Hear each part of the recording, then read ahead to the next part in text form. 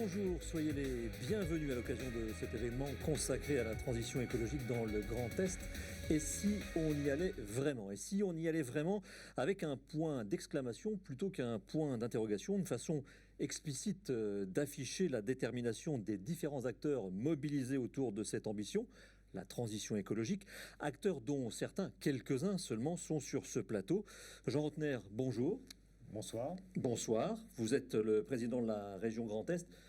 Merci de nous accueillir chez vous. Bienvenue chez vous, puisque nous sommes au siège de la région à Strasbourg. À vos côtés, ou plutôt à mes côtés, Bertrand Piccard, bonsoir. Bonsoir. Vous êtes le président de la fondation Solar Impulse, qui a signé avec la région une convention de partenariat qui vise à accélérer la diffusion des solutions économiquement, c'est important, viables et pertinentes dans le domaine de la transition écologique. Oui. Nous allons évidemment y revenir dans quelques instants. Deux élus complètent ce plateau. Gilbert Roth, maire d'Orlisheim, bonsoir. Vous êtes également vice-président du pôle d'équilibre territorial rural Bruches-Mossig. Et à vos côtés, Patrick Barbier. Bonsoir Patrick. Bonsoir. Vous êtes le maire de Muttersols, vice-président de la communauté de communes de Sélestat et président également d'un PETR, celui d'Alsace centrale. Enfin, en face, deux représentants du monde économique sont à nos côtés. David de Schkiri, bonsoir. Oui, bonsoir. Vous êtes PDG et cofondateur de Green Tech Innovation, GTI. Et puis Anne-Cécile Dejaude, bonsoir. Bonsoir. Responsable marketing de MyFood. Voilà, les présentations étant faites, pourquoi sommes-nous là pendant cette petite heure? Eh bien pour, évoquer, je le disais, le partenariat qui a été signé entre la région Grand Est et la fondation Solar Impulse. Deux, mettre en avant des solutions efficientes dans le domaine de la transition écologique. Et puis, troisième point, et ça n'est pas mon voisin de droite et donc le vôtre à gauche pour ceux qui nous regardent, qui va dire le contraire pour embarquer de nouveaux acteurs dans cette aventure passionnante qu'est la transition écologique. Alors je commence par vous, Jean Rotner, puisque nous sommes chez vous. La région, je le disais, a signé un partenariat avec la fondation Solar Impulse pour accélérer la diffusion de solutions économiquement viables, pertinentes dans le domaine de la transition écologique. Pourquoi ce choix? Pourquoi ce partenariat? Une petite genèse, rapidement, s'il vous plaît. Mais écoutez, j'aimerais déjà vous souhaiter vraiment la bienvenue dans cette maison qui n'est pas la mienne, qui est la nôtre, qui est la maison de toutes et tous au niveau de la région, le siège, et d'accueillir tout particulièrement Bertrand Piccard. Alors c'est déjà une aventure humaine, et je crois une amitié vis-à-vis de Bertrand. On s'est découvert petit à petit, et puis il m'a convaincu de cette nécessité de s'engager, de ne pas faire seul.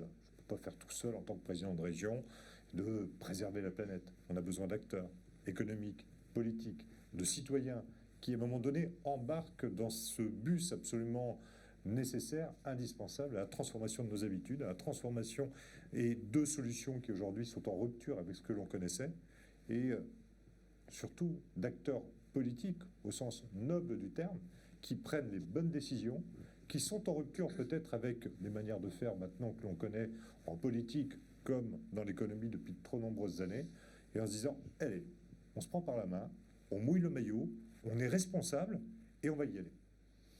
Puis il y a un savoir-faire, il y a une expertise, il faut valider tout cela. Bien la Fondation Solar Impulse, elle est là pour cela. Je sors d'une réunion avec Bertrand et avec là aussi les partenaires de la Fondation, et je vous assure que c'est assez impressionnant de voir ces grands industriels, ces grandes maisons parfois du luxe, qui sont fédérés par Bertrand, par sa fondation, et qui s'engagent fortement à aller dans cette direction de la préservation de la planète. C'est souvent des femmes et des hommes d'influence qui sont en capacité de parler aux grands de ce monde, comme l'on dit. Eh bien, nous, on a décidé ici de parler aux grands de ce monde à travers Bertrand et de parler surtout aux citoyens à travers nos actions quotidiennes.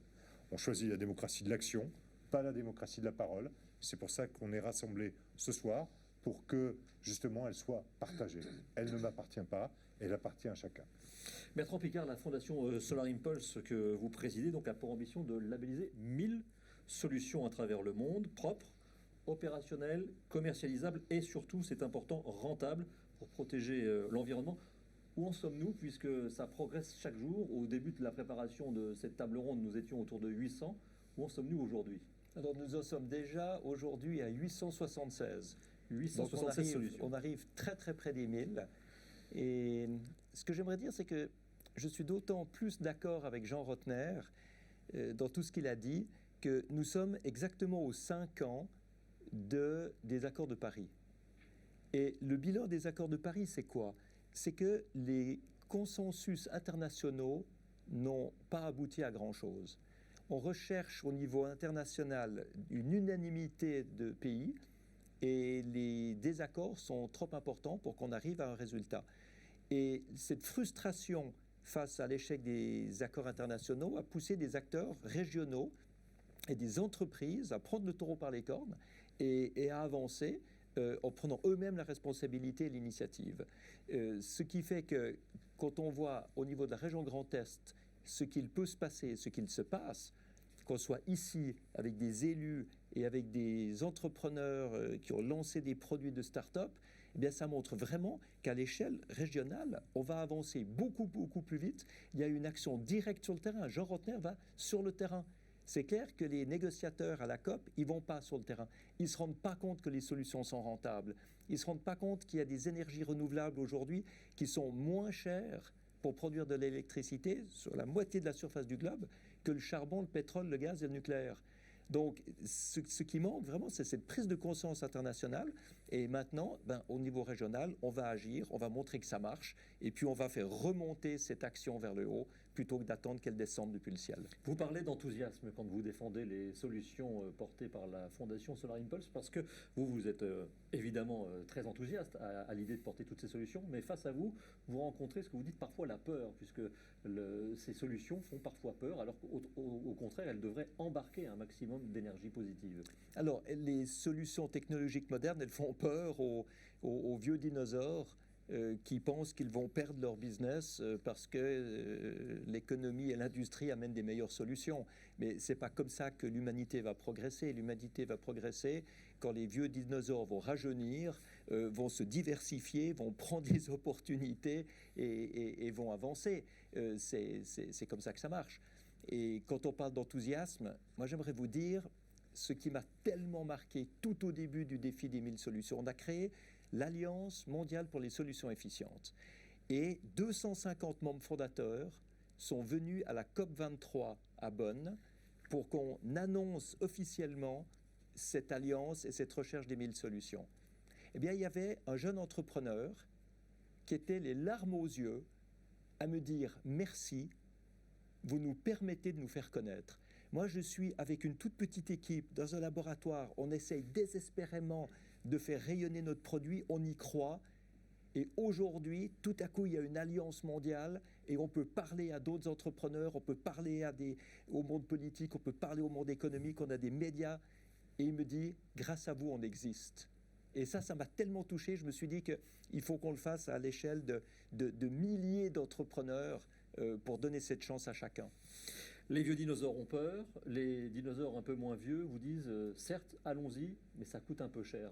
Et j'insistais un peu sur le terme rentable, c'est aussi ça, évidemment, ces solutions de la fondation que vous portez, c'est que évidemment, ça ne soit pas non plus, ça, permettez-moi l'expression, ça ne coûte pas un bras à chaque fois. Ben, c'est pas que ça nous coûte un bras, c'est que ça nous en ramène. Un supplémentaire. Non, mais c'est rentable. Et on n'aurait jamais pu faire un panel comme ça il y a 5 ou 10 ans. Il y a 10 ans, les solutions n'existaient pas. Il y a 5 ans, elles n'étaient pas vraiment rentables. Aujourd'hui, elles existent et elles sont rentables. C'est extraordinaire. Ce qui veut dire qu'on voit même des entreprises pétrolières qui se diversifient dans les énergies renouvelables, dans le forage géothermique. On voit des grandes industries qui inventent des nouveaux matériaux. Alors là, vous êtes très bien lotis dans le Grand Est parce que vous avez Soprema qui nous a amené un grand nombre de solutions qui ont été labellisées à la Fondation. Et au niveau entreprise, c'est extraordinaire, mais au niveau start-up aussi. Donc, il n'y a aucune raison d'avoir peur à partir du moment où on a un esprit un peu ouvert sur le monde et qu'on comprend qu'il faut saisir les opportunités pour évoluer et que chaque fois qu'on bloque des opportunités, on y perd et la planète y perdra et l'économie y perdra.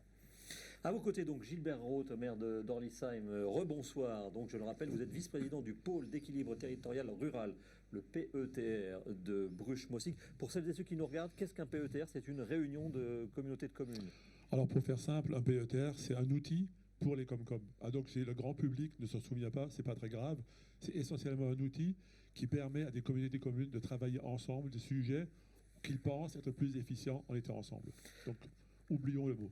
Vous êtes ici parce que vous avez participé récemment à un webinaire auquel était invité mon voisin de droite, Bertrand Piccard. Et quand vous entendez l'enthousiasme qui se dégage de lui, évidemment, vous ne pouvez qu'adhérer. Ah oui, j'ai eu la chance, et au printemps, quand il a présenté à la région, j'ai écouté cette présentation. Et la synthèse de ça, je dirais, m'a parlé. En disant, moi, je les synthétisais de la manière, en disant, il faut agir là où nous avons la pleine responsabilité, ne cherchons pas d'excuses, et n'inventons pas des choses, prenons des choses efficientes, reconnues, et surtout, prenez les plus rentables. Donc quand je me suis dit ça, j'ai dit ça, ça doit parler à tous les entrepreneurs, à tous les élus. Et je dirais, ce qui me plaît là-dedans, c'est que la touche du territoire, hein, parce que le plan climat, c'est un territoire, la touche du territoire, elle sera dans la créativité, de la capacité d'entraîner. Et donc là, je dirais, chaque territoire est différent. Et donc chaque territoire doit choisir ce qu'il va faire, mais il peut aussi choisir la manière d'entraîner et le privé et les entreprises. Et donc, je me suis retrouvé vraiment là-dedans. Vous venez de l'évoquer, Gilbert Roth, c'est justement parce que vous êtes en train de faire un plan climat que vous êtes très intéressé par toutes ces solutions. Et un plan climat, pour une Comcom ou un PETR, même si ça n'intéresse pas le grand public, c'est quelque chose qui est on est face à un mur très élevé quand on se lance là-dedans. On peut dire qu'on est face à un mur, mais on peut aussi dire qu'un plan climat, c'est peut-être un moyen de fédérer du monde. Je pense que le plan climat, si on n'arrive pas à fédérer du monde, c'est qu'on se trompe. Hein, le plan climat doit donner envie. Et nous sommes dans un plan climat où nous avons décidé d'attendre les élections du mois de mars pour décider des actions qu'on va faire. Mais nous avons quand même, pendant ce temps, je dirais de septembre à mars, on a travaillé sur un sujet qui pour moi est important, c'est-à-dire on a travaillé sur la fierté des territoires, pour dire qu'as-tu fait, qu'est-ce que tu aimerais partager déjà à ce stade-là, parce que si les élus sont prêts à partager, d'autres vont les copier. Et je joue sur ça, et on va faire la même chose avec les entreprises. De quoi êtes-vous fiers, et donnez-nous un nom, un numéro de téléphone, qu'on puisse venir vous voir et partager. Concrètement, deux actions qui ont lien avec la transition écologique que vous avez entamées ou dont vous êtes fiers justement sur le territoire que vous représentez. Je dirais c'est le fait d'avoir une centrale villageoise qui travaille sur ce sujet, c'est forcément une fierté puisque ça montre bien que ce n'est pas que les élus qui agissent. Le fait d'avoir des centrales, je dirais, thermiques, et nous avons quand même une entreprise assez énorme, c'est Siad Brown qui fait les pellets. Et donc quand on voit ça, je dirais, on a envie de dire que ces pellets qui sont produits dans notre région, dans notre territoire, il faudrait qu'on garantisse qu'elles ne fassent pas plus de 50 km et qu'elles soient consommées avant. Et qu'on ne soit pas assez bête de les laisser partir et qu'on les consomme. Qu'est-ce que vous attendez d'une réunion comme celle-ci et de cette fondation Solar Impulse, de cette réunion, de ce partenariat entre la région Grand Est et la fondation? Alors la région étant très investie et récemment, je dirais, le fait d'avoir dit qu'un équivalent temps plein par communauté commune va travailler le sujet, va nous aider. Et donc ce genre de réunion, je dirais, ce qu'on cherche à trouver, quelles sont les bonnes idées qui peuvent s'appliquer, où la région est partenaire, parce que évidemment qu'à la fin, il y aura des investissements à faire, mais aujourd'hui, je dirais, on ne peut pas mettre en avant le problème de l'argent en premier, parce qu'on voit bien que et le gouvernement et les régions sont quand même là pour donner des impulsions, et en choisissant les bonnes, on devrait quand même avoir un retour sur investissement largement inférieur à 4-5 ans, et quand même, les retours sur investissement à cette vitesse-là sont quand même assez rares, donc profitons-en. Merci. Alors, évidemment, vous reviendrez dans cette discussion et je vous invite chacun et chacune à intervenir quand vous le souhaitez. Faisons un tour de table pour continuer avec Patrick Barbier, donc maire de Muttersols, vice-président de la Comcom de Célestat, en charge de la transition énergétique, ça tombe bien, dont la mobilité. Et puis vous êtes donc le président du PETR d'Alsace centrale. Vous représentez d'abord le village de Muttersols, qui est un village très en avant. Je ne sais pas si Bertrand Piccard le sait, mais vous avez été capitale française de la biodiversité en 2017, ce qui est incroyable puisque c'était la première fois qu'une commune de cette petite taille était reconnue après d'autres communes bien plus grandes. Donc vous êtes déjà bien engagé sur le sujet. Oui, c'est une vieille histoire à Muttersols. C'est vrai, et si je suis là ce soir, c'est parce que je crois aussi à l'intelligence humaine. Je résiste pas à vous raconter une petite histoire très personnelle, mais je pense qu'on est quelques-uns de notre génération à avoir eu certainement la même histoire. Moi, le 21 juillet 1969, j'étais devant ma télé avec mon papa qui était à côté de moi et on regardait. Je vois que vous avez compris. Hein, vous parlez à un pilote. Quand même. Voilà, c'est ça. Au départ.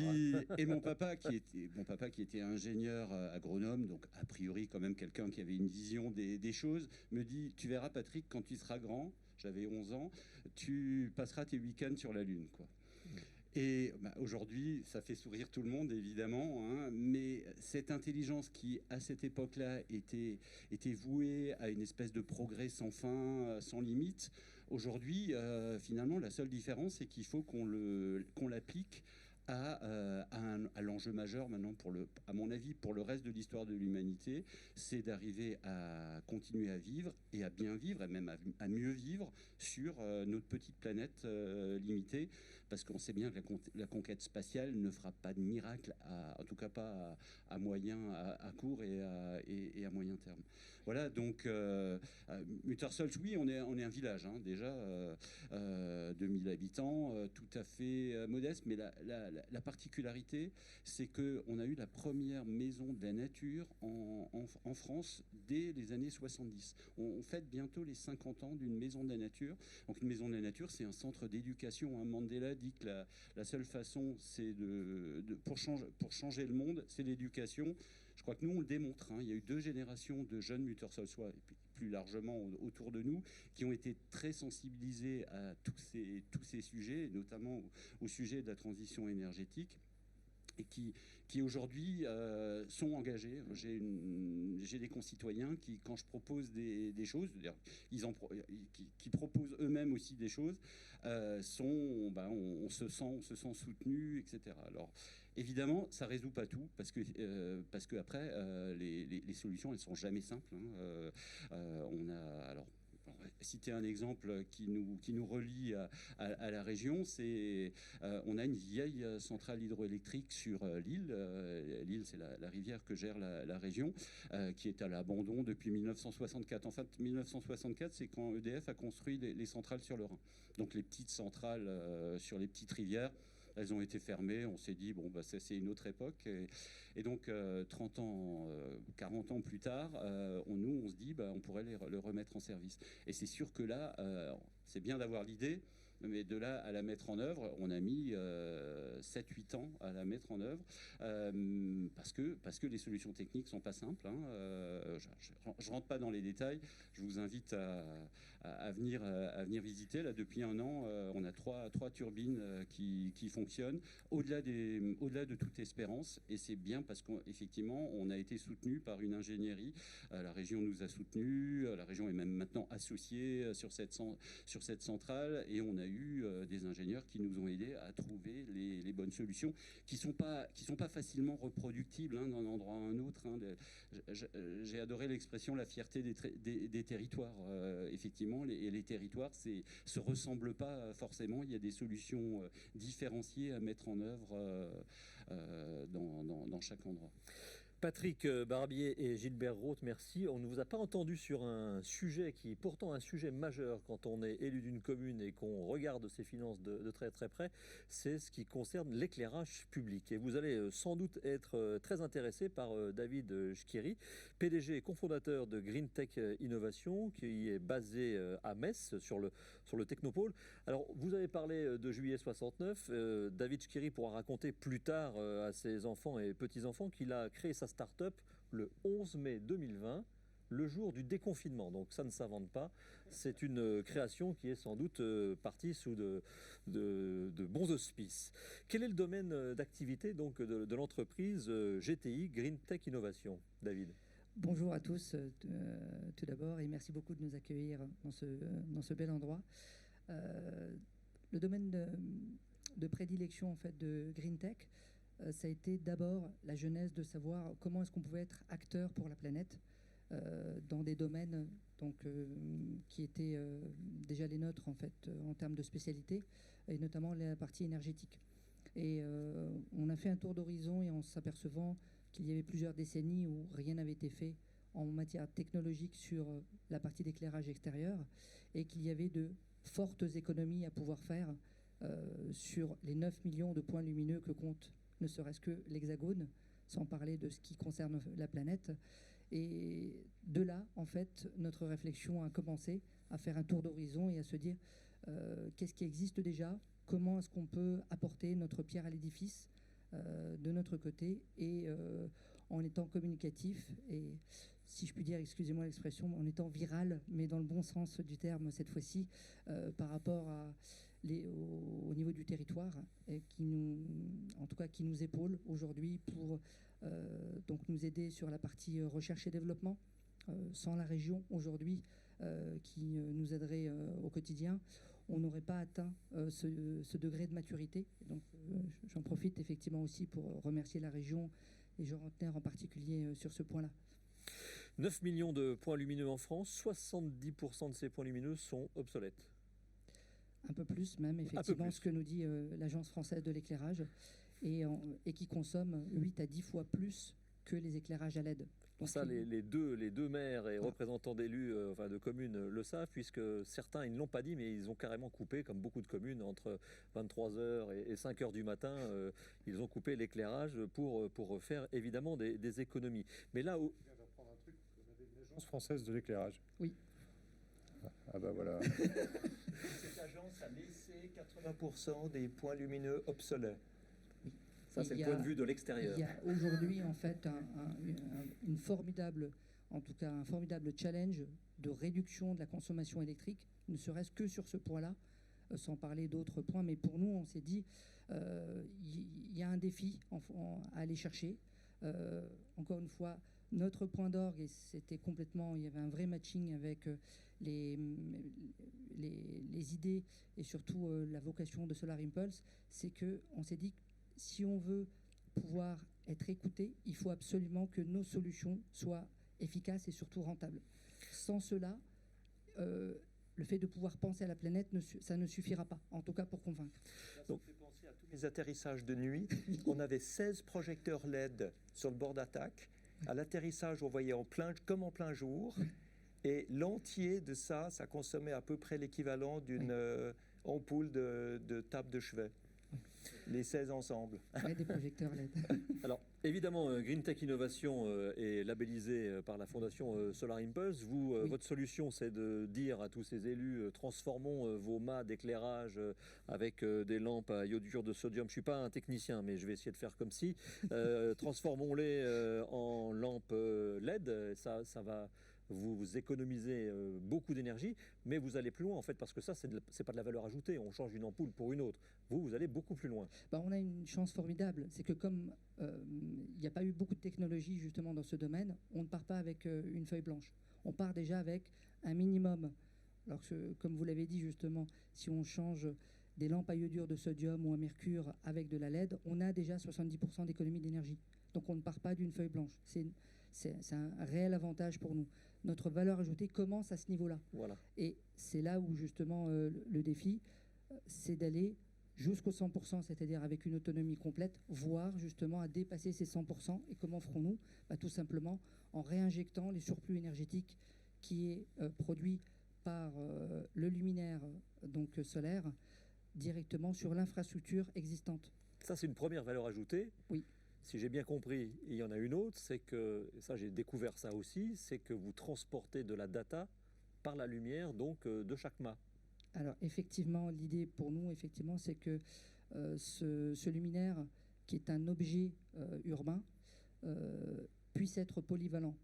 Le but n'étant pas de multiplier les objets, en tout cas dans le paysage urbain, mais de leur donner des fonctions qui soient intelligentes et complémentaires, et en particulier le LiFi, donc l'Internet par la lumière, donc où on a un véritable processus de communication qui lui est complètement simple par rapport à la biodiversité, mais surtout pour l'être humain, puisqu'il n'y a plus d'ondes électromagnétiques.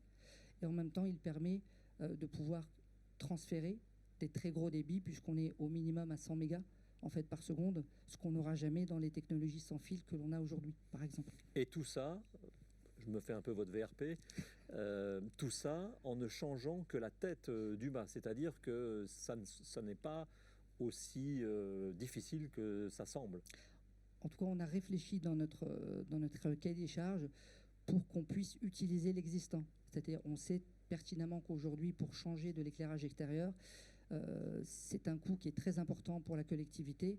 Et les 2 tiers, en tout cas, de changement d'un lampadaire, c'est le génie civil, c'est l'infrastructure physique.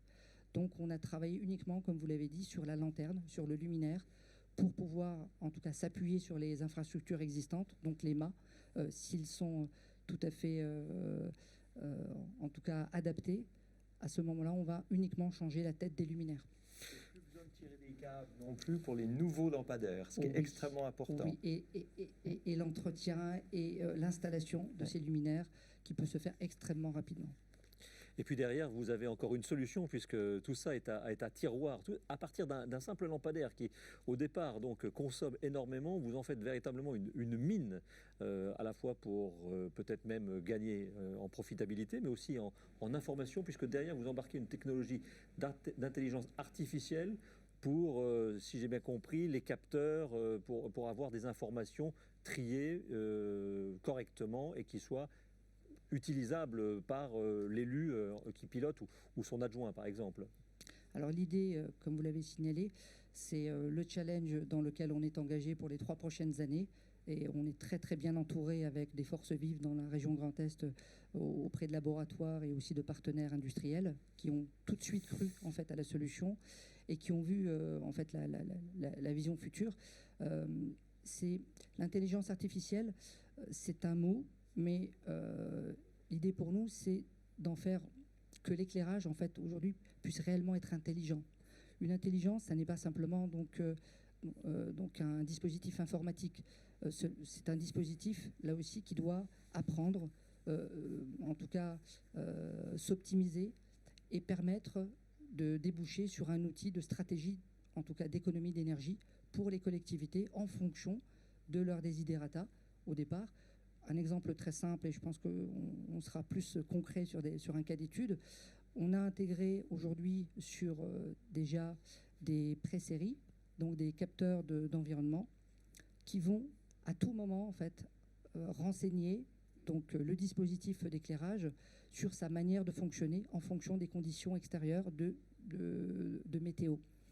Et cela en fait n'existait pas précédemment. Cela permet là aussi de pouvoir moduler donc la puissance de l'éclairage pour toujours avoir un éclairage qui soit continu sans rupture de continuité de service, mais également avec un état de charge de la batterie qui est embarqué dans le luminaire. Et à tout moment, le dispositif en fait va se réadapter pour apporter en tout cas la fonctionnalité qui lui est demandée, là où les fonctionnalités. Avant d'entendre la réaction de Bertrand Piccard sur cette solution, j'aimerais qu'on entende les 2 élus, puisque vous ne l'avez pas évoqué, mais lorsque nous nous sommes parlé, vous en avez parlé, vous, de façon spontanée, ce coût de l'éclairage public. Voilà, vous avez en face de vous, vous avez quelque chose qui fonctionne. Absolument, j'étais très, très attentif. Alors, je ne vais pas vous proposer de venir à Muttersals pour voir ce qu'on peut faire, parce qu'on vient, on vient de faire un gros effort justement sur l'éclairage public. Alors peut-être que si on vous avait connu avant, on aurait peut-être fait encore mieux, mais tout ce que vous venez de dire, effectivement, transformation les luminaires, on les a mis presque tout en LED. On a mis des réducteurs de puissance également. Et on s'inscrit aussi dans la notion de Smart City. Et oui, donc, on a équipé toutes nos armoires électriques de capteurs. Et d'ailleurs, juste pour l'anecdote, donc jusqu'à présent, une commune, la consommation électrique, on avait juste les factures pour voir en gros ce qu'on consommait. Et les factures, c'est très aléatoire, c'est pas des bons indicateurs et c'est des pas de temps de 6 mois, donc on peut pas faire.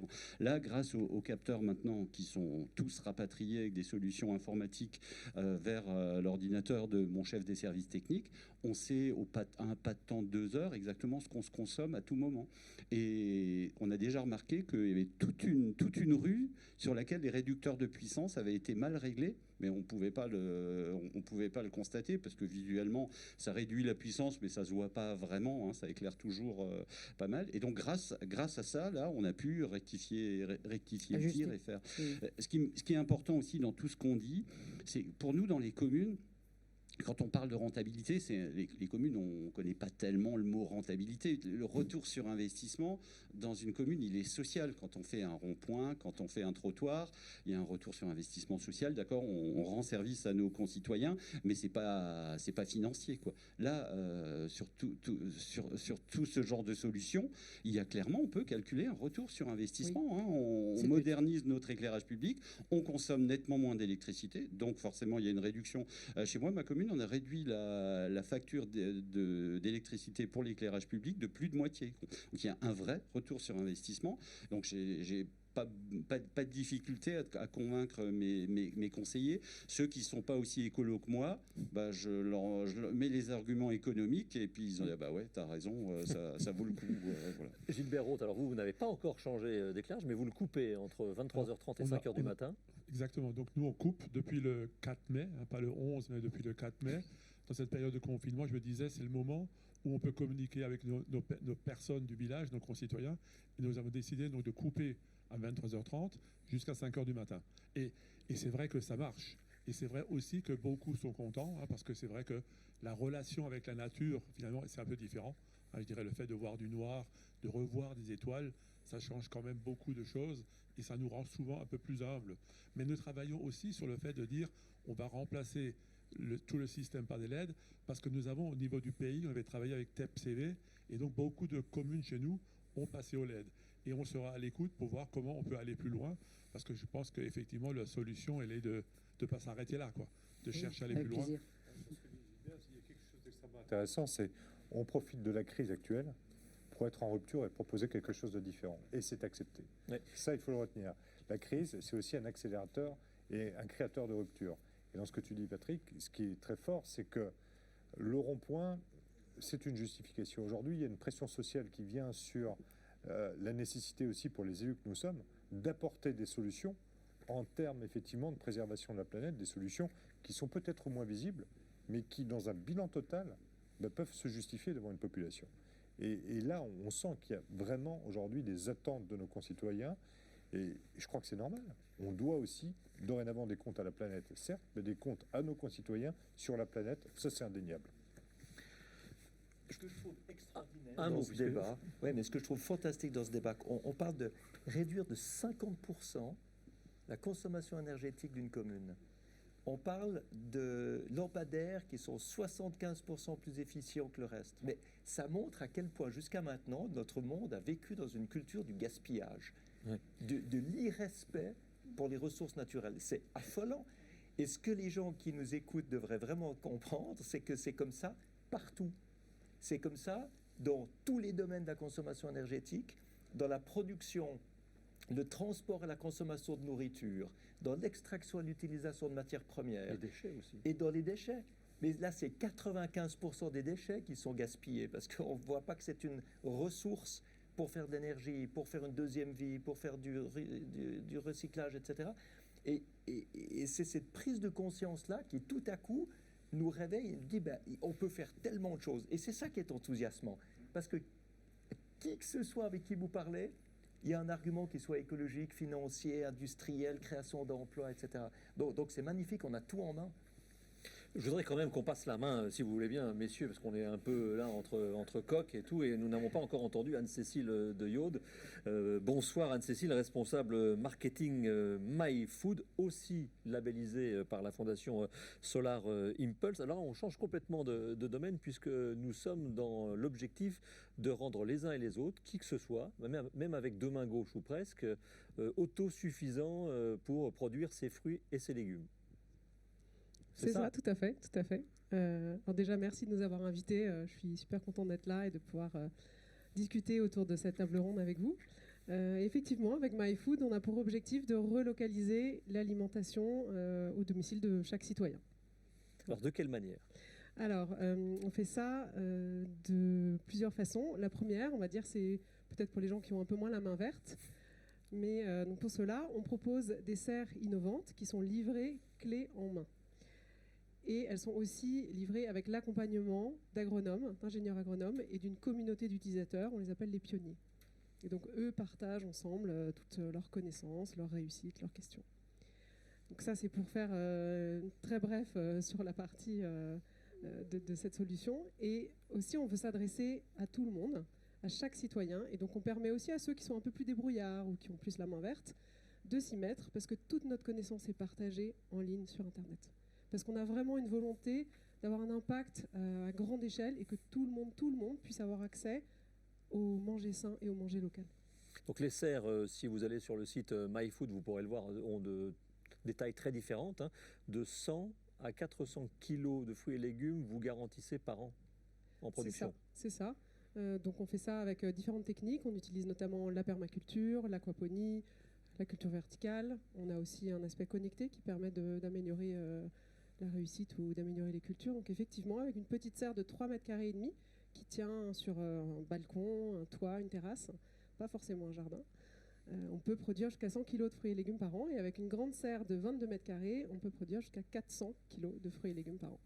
Quels sont les clients intéressés? Est-ce que ce sont des gens qui sont, je fais volontairement un portrait, qui roulent en trottinette, qui mangent des graines, qui sont vraiment écolo? Quelle est la cible que vous visez?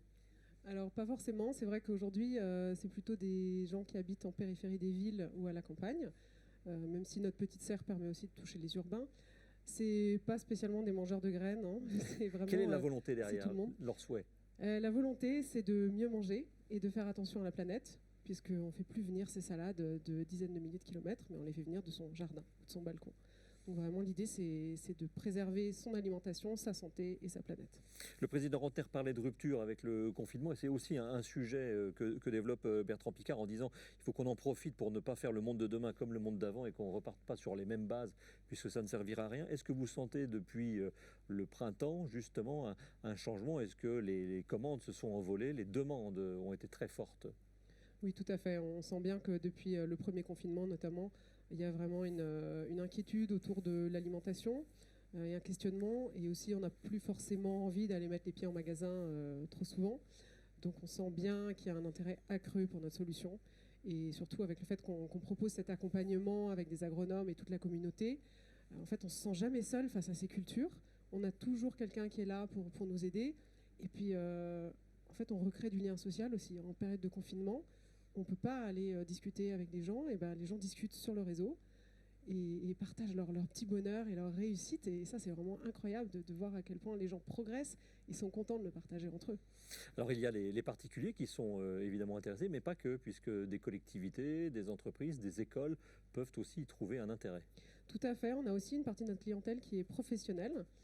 Donc, ça regroupe des sortes, enfin, tout type de professions. Alors, on a bien évidemment des collectivités, des communautés de communes. Je pense à Phalsbourg, par exemple, qui a installé une serre. Ça peut être des crèches, des écoles, des restaurants. Ça, peut-être vous l'attendiez déjà.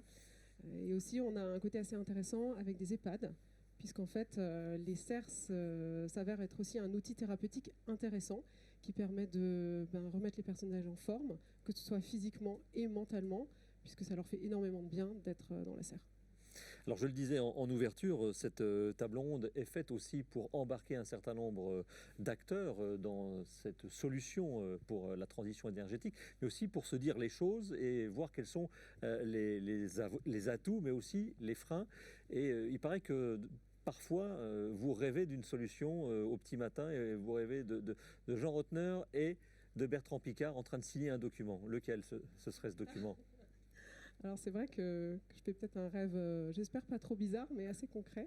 Peut-être qu'il se réalisera un jour, mais c'est vrai qu'aujourd'hui on se heurte un petit peu à des démarches administratives pour les particuliers au moment de l'installation de la serre.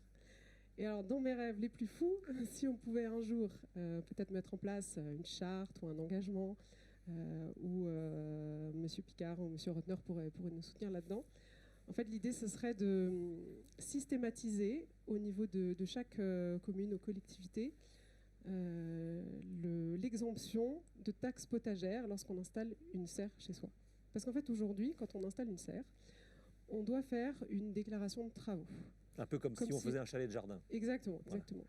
Le président, alors, je vois que voilà, vous levez les yeux au ciel. Pas de note faire. Oui. Alors c'est pas un abri de jardin en fait, on ne dure pas, c'est vraiment pour se nourrir.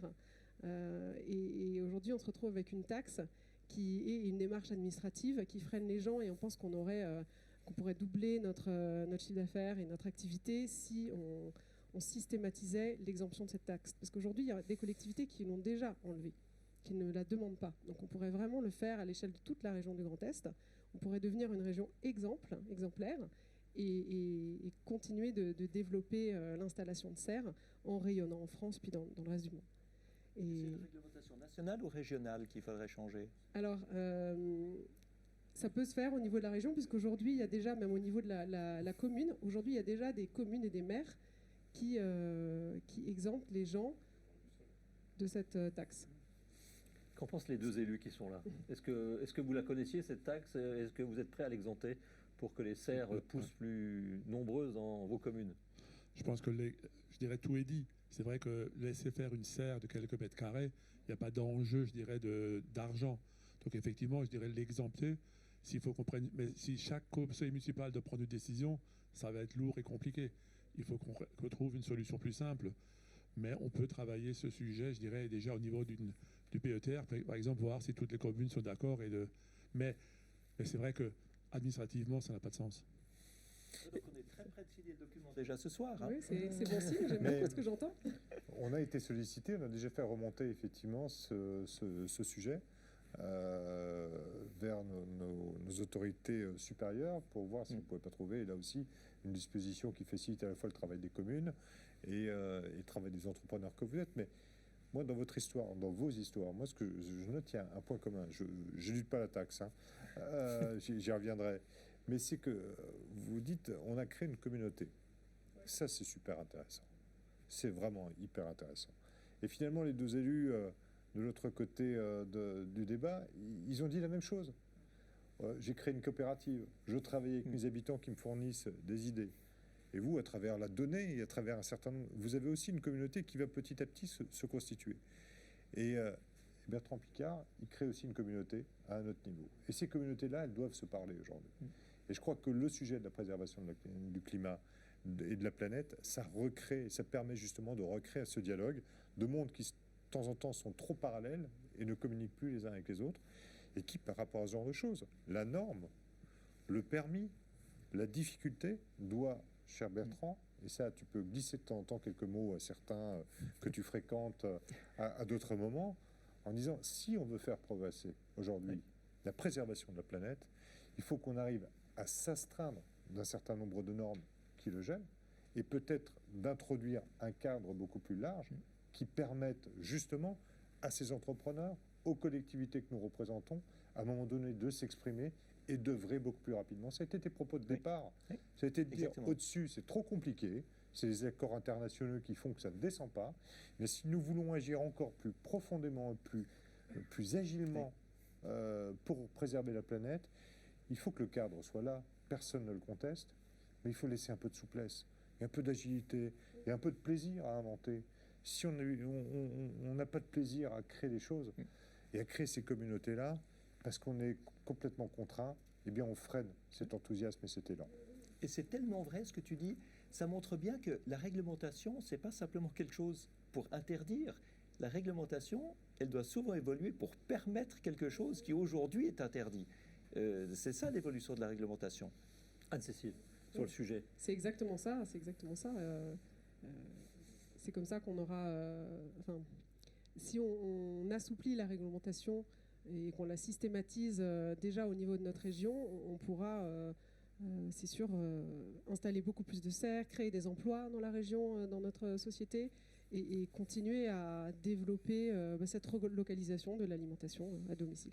Livré en Suisse.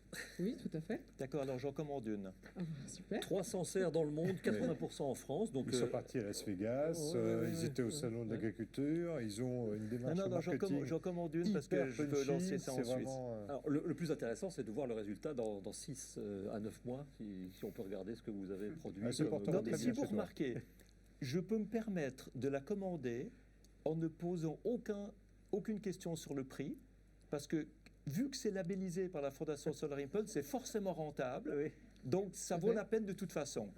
Donc je me base sur mes propres concepts. Je vous en commande une, les yeux fermés. Je sais que ce sera bien. Très bien, j'arrive avec mon devis dès qu'on a fini. Un sujet aussi que j'aimerais qu'on aborde pour terminer ou presque cette table ronde, c'est la façon, et vous le souhaitez aussi, c'est de parler de façon centralisée, alors que ce soit aux collectivités, aux clients, mais c'est de se dire, voilà, ne réinventons pas la roue chacun dans notre coin, et nous sommes là justement pour ça. Et ça, c'est évidemment, vous parlez là à 2 représentants, vous parlez à Jean Rotner, mais vous souhaitez trouver une caisse de résonance plus grande. Est-ce que vous avez des suggestions à faire sur le sujet ? Alors pour donner un exemple très concret, on vient de faire une belle opération là, avec Novo Nordisk, un partenariat avec aussi la fondation Cities Changing Diabetes. Et l'idée là, c'est de développer l'éducation et la pédagogie autour du bien manger et de faire de la prévention du diabète. Et donc avec Novo Nordisk et l'Eurométropole de Strasbourg, on a installé 2 serres dans des écoles à Strasbourg. Et ça serait vraiment super si on pouvait le développer au niveau de chaque communauté de communes. De façon plus générale, parce qu'aujourd'hui on s'adresse à chaque commune séparément, mais c'est vrai que si on pouvait avoir un autre niveau d'interlocuteur et qu'ensuite ce soit plus facile de s'adresser à chaque école ou de dire que chaque commune pourrait installer une serre dans chaque ville pour développer la pédagogie et faire de la prévention sur l'alimentation et la santé. Président, est-ce que vous pouvez prendre un engagement là ou tenter de faire quelque chose pour que les différents projets, qu'ils soient labellisés sur la Rimpol ou ceux qui vont rentrer, puisqu'on n'en a pas parlé, mais je crois que nous en sommes à 20 dans la région Grand Est, pour l'instant, puissent trouver une résonance un peu plus large et s'exprimer au plus grand nombre. On commence ce soir. C'est l'exemple d'une expression, et moi je connais bien parce que je les suis et je regarde. Je suis extrêmement attentif déjà dès le départ de MyFood, ça m'a séduit. Nous, l'objectif, c'est de pousser toutes ces innovations, de les incrémenter aujourd'hui sur le territoire, d'avoir effectivement cette rencontre entre élus et entrepreneurs qui... Alors, on a les entrepreneurs de la région, mais on a aussi les entrepreneurs qui viennent apporter des solutions à la fondation. Et un de nos engagements, c'est aussi que cette fondation puisse incrémenter aujourd'hui sur notre territoire les solutions qui nous intéressent. Et les serres font partie de cette éducation à la jeunesse, au circuit court, enfin tous les sujets sur lesquels on va se battre sur les plans climat, dans les plans climat ou au niveau effectivement des PETR ou de notre stratégie régionale pour justement... On va développer une stratégie régionale et une feuille de route pour la santé.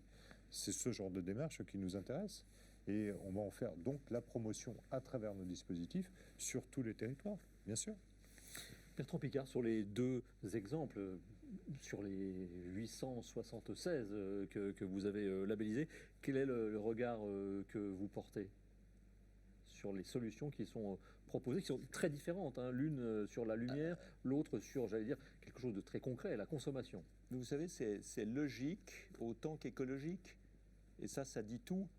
Il n'y a pas besoin de très haute technologie pour faire une serre. Il faut simplement un concept qui fonctionne sur le plan économique pour que ça puisse attirer des clients.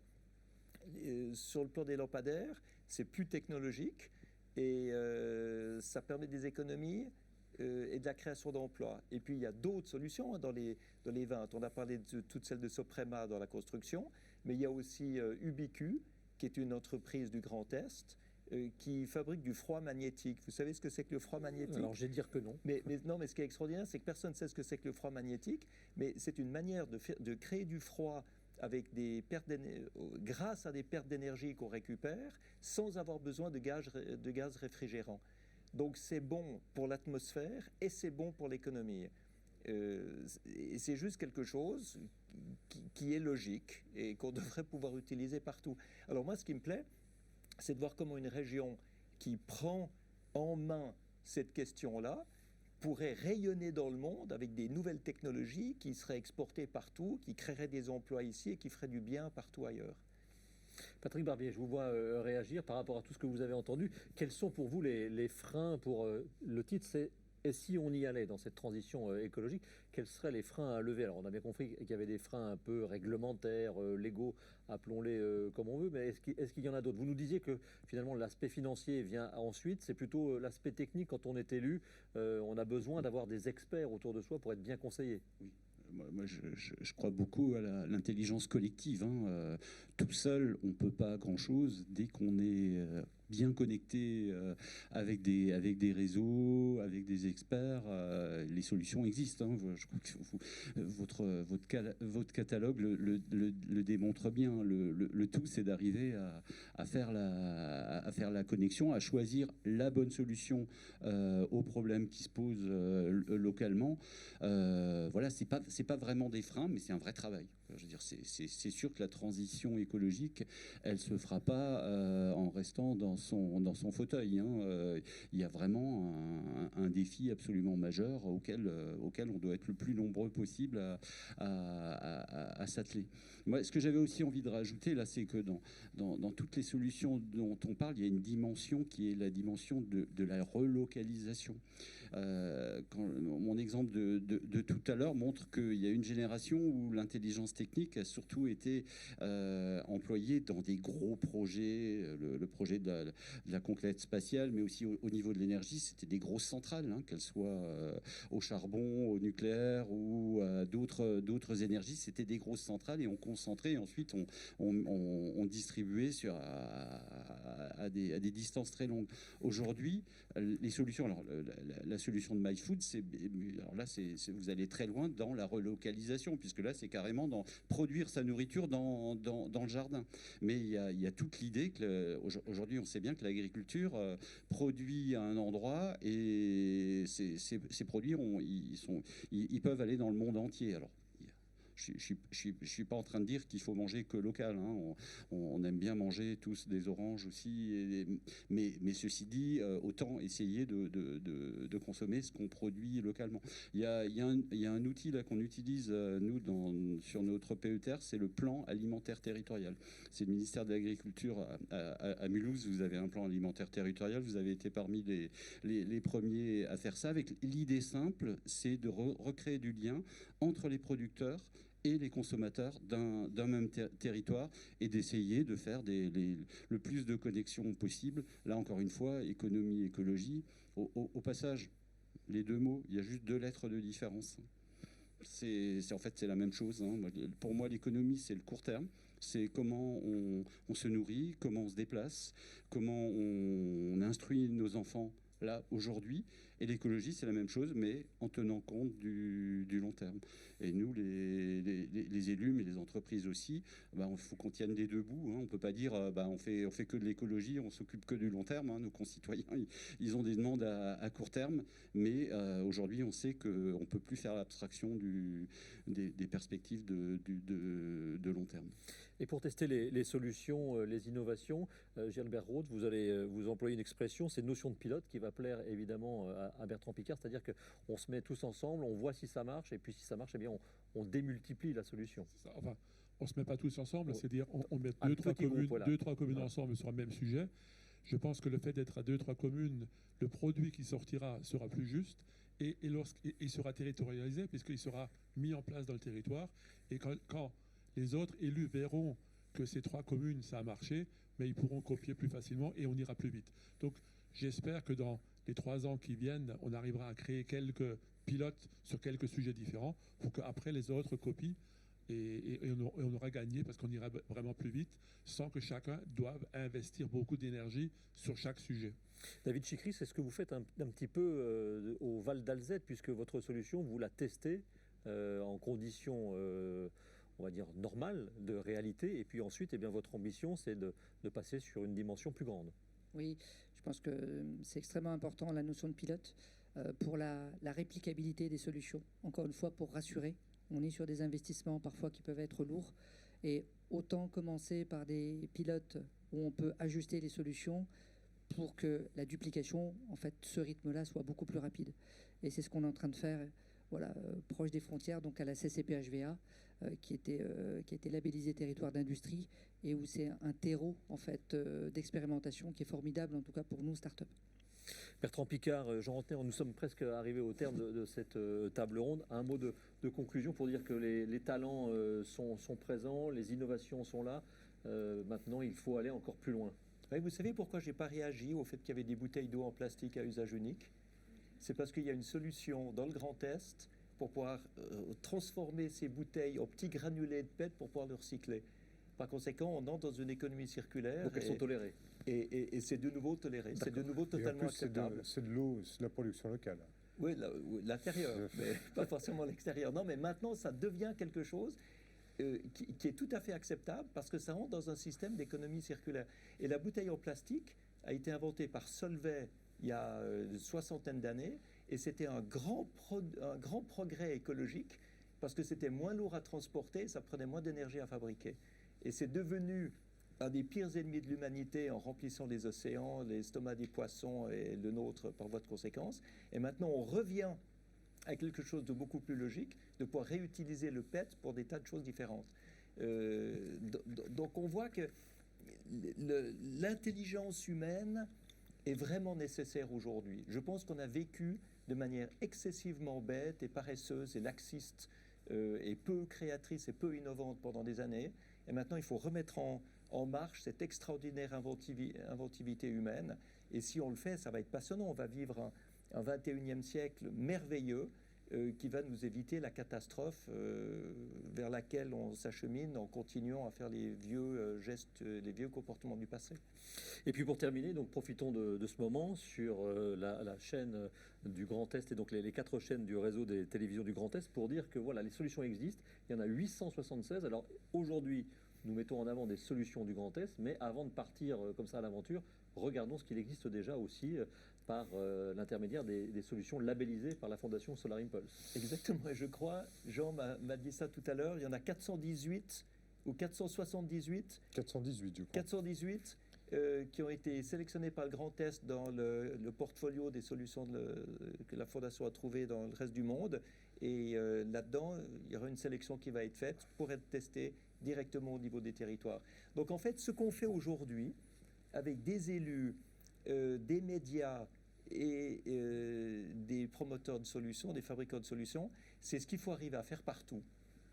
Moi, j'adore ce setting, là, cette organisation, parce que vous imaginez, on commence à l'échelle régionale, on montre que c'est possible, et ça doit être possible ensuite de faire la même chose avec des grandes entreprises, des chefs d'État, des médias internationaux. C'est exactement le même concept. Il faut juste trouver des gens qui ont envie de se remettre en question et d'évoluer. Merci. Jean Rotner, puisqu'on parle d'embarquer avec un pilote en plus de renom, comment faire pour qu'on en embarque encore plus ? Nous, c'est très clair. Dans une semaine, l'Assemblée plénière de la région va se fixer ses objectifs très précis en matière d'énergie renouvelable, en matière de biodiversité, y compris par exemple en matière de santé aussi, une nouvelle feuille de route en matière de santé. Pourquoi ? Parce qu'on considère que la préservation de la planète et la santé, il y a des liens très forts. La qualité de l'eau, la qualité de l'air, c'est de la santé. La manière dont on vit, dont on aménage le territoire, dont on gère la lumière, c'est aussi de la qualité de vie, c'est aussi effectivement ce cadre de vie qu'il faut absolument aménager et qui donne envie finalement, non pas de nos territoires, mais de nos terroirs. Le terroir, c'est quand on ouvre les volets le matin, on a là où on vit, là où on travaille, là où on cultive dorénavant. Et donc, c'est de notre responsabilité aujourd'hui de l'organiser, de donner un cadre, une impulsion, et qu'après, moi je pars du citoyen, même pas des collectivités. Je crois qu'il y a une responsabilité citoyenne qui doit être impulsée. Les collectivités doivent l'encourager. Et derrière, il y a des fondations qui sont à nos côtés, les experts, ceux qui nous gouvernent, qui doivent fixer un cadre. À nous aujourd'hui de l'animer, d'être responsables. Bertrand parlait de cette petite bouteille en plastique. Tout le monde fixe aujourd'hui sur les océans, sur la quantité de plastique qu'on retrouve à l'intérieur de l'estomac des poissons, des tortues. Mais le plastique, il est dans nos rivières. Avant d'arriver dans la mer, notre responsabilité, elle débute là, sur le territoire, par rapport au plastique, par rapport à son traitement, par rapport à la responsabilité de l'enfant que l'on doit former entre ce qu'il va cultiver dans la serre et sa responsabilité de jeter à un moment donné, enfant ou adulte d'ailleurs, eh bien une bouteille comme cela dans une rivière. Donc je pense que le cadre, il est collectif.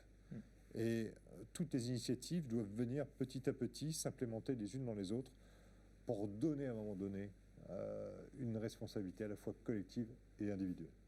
C'est pour ça que ces feuilles de route, elles sont importantes, elles vont s'inscrire fortement comme étant un peu une ligne directrice, et là-dedans, il va falloir l'habiter, il va falloir l'animer, il va falloir créer des communautés. Et moi, je crois à cet élément les anglo-saxons et principalement les Canadiens parlent souvent de politique communautaire. Ça n'a pas la même tonalité que chez nous. La communauté, c'est celle qui agit ensemble, celle qui travaille ensemble. Et je crois que pour préserver la planète, on a cette obligation de travailler ensemble, communauté par communauté, communauté d'intérêt, communauté économique, communauté écologique, communauté scientifique, et communauté aussi de ceux qui nous gouvernent et de ceux qui sont en responsabilité comme nous. On a tous aujourd'hui, à travers notre présence, eu la responsabilité ce soir bien, de faire un petit pas de plus, d'expliquer, de comprendre, de séduire aussi. Parce que dehors, bien, cette pression sociale, il faut l'accompagner, il faut l'encourager. Et je crois que, en tout cas, moi, j'aimerais vraiment vous remercier pour votre présence qui était extrêmement riche et forte, pour remercier encore une fois Bertrand, là aussi, de son encouragement permanent et de son attention particulière, parce que il est souvent dans le Grand Est, il est souvent très présent, il y vole, et c'est toujours un plaisir de le revoir, et je crois que c'est partagé aussi de sa part. Merci en tous les cas à vous 6, et j'espère que le virus nous laissera tranquille pour qu'on puisse vous revoir à un endroit où vous volez régulièrement. C'est le Grand Test mondial Air Ballon qui a lieu l'année prochaine à Chamblay, et auquel vous rendez visite, je crois, quasiment à chaque édition. Donc voilà. Merci à tous les 6, merci de nous avoir suivis, merci aussi aux équipes techniques d'Alabama qui ont produit cette table ronde, et au réseau des télévisions du Grand Est sur lequel il a été diffusé, notamment en direct sur les différents sites et réseaux sociaux. À bientôt.